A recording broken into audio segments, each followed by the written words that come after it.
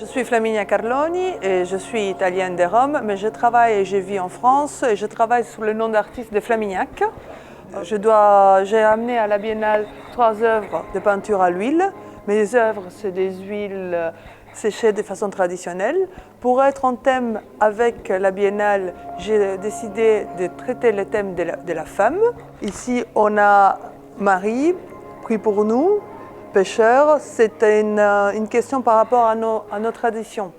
Est-ce que la religion catholique est encore une réponse ou seulement un poids pour nous? Celui-ci, c'est la vérité. On regarde à travers le trou d'une serrure. Et la femme est heureuse d'être regardée. Elle se montre s'il y a un spectateur. Et là, j'ai repris la Vénus de Botticelli, mais dans un style street art qui fait partie de retraduire la réalité en blanc et noir avec des taches rouges est une caractéristique de mon travail. Dans ces 3 tableaux-là, j'ai essayé de représenter la femme dans 3 situations typiques.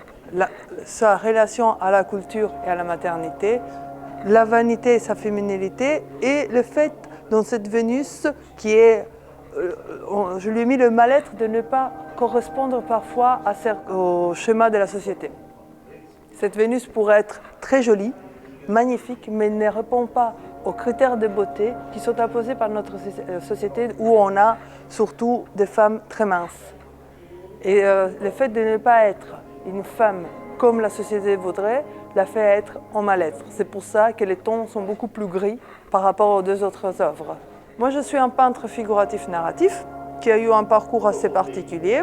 Je suis licenciée en histoire de l'art, je travaillais dans la restauration, dans la BD, je suis actrice dans certains films de Martin Scorsese, mais mon amour de l'art, je le transporte depuis que j'ai l'âge de 7 ans et avec une formation très classique.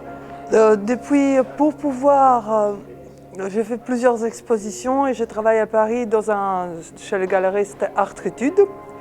Et ma carrière artistique peut se résumer avec une nécessité de dialogue entre moi et les gens que je rencontre. Par ma vie, j'ai dû habiter énormément de pays dans lesquels je ne parlais pas la langue. Et donc la nécessité de découvrir un langage universel qui est celui de l'image était pour moi fondamentale. J'ai développé une technique pour pouvoir être comprise par plus de personnes. C'est pour ça que j'ai choisi un langage figuratif, pour pouvoir avoir l'universalité de la communication. La Florence Biennale, on a été surpris dans le positif. Dès l'arrivée de mes œuvres, on a été accueillis avec extrêmement de gentillesse et de professionnalisme. La Florence Biennale est une occasion extraordinaire par rapport à tous les gens qu'on rencontre et tous les styles. C'est une biennale qui offre une richesse de langage extraordinaire. Et c'est une biennale par rapport à mon travail, qui est celui d'un peintre figuratif, où le figuratif est mis en avant. Et on trouve des très bons figuratifs et ça permet un contact très facile, un échange très facile avec les différents artistes. Et le fait de pouvoir participer à des conférences nous permet de nous connaître mieux. Moi, je dois remercier l'association Pourquoi pas du figuratif qui m'a permis de pouvoir participer à cette expérience extraordinaire qu'est la Biennale de Florence. Cette association Pourquoi pas du figuratif défend le concept du slow art, c'est-à-dire le fait de recommencer à faire de l'art mais avec des rythmes lents, de retravailler selon les règles de l'art ancien pour ne pas perdre le savoir de l'art figuratif et de la peinture à l'huile qui risque de se perdre dans un monde trop rapide. Pourquoi pas du figuratif est une association qui soutient tous les artistes qui veulent s'exprimer sous le langage du figuratif, que ce soit des sculpteurs, des peintres ou des photographes.